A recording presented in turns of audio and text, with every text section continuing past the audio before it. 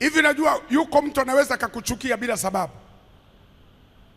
Hujamkosea, hujamkwaza, hakuna kitu mnashare naye, hakuna kitu memdhurumu, lakini akikuona tu utasikia huyu damu yangu na yake hazipatani.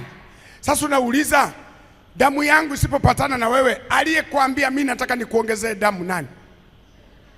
Nani amekwambia mimi zimejaa nataka nikumwagie zingine wewe, kwamba nikuongezee wanyonye kwenye chupa tukuingizie wewe damu? Wapi nitolea mpaka useme damu ya huyu na yangu haziendani?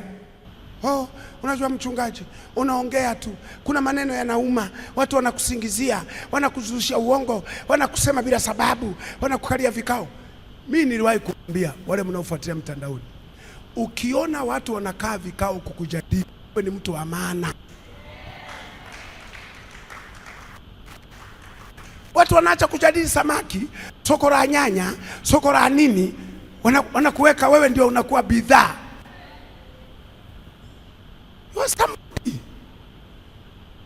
Na niliwaambia, ukiona mtu anakusema pembeni, anakuogopa, wewe ni mbabe wake.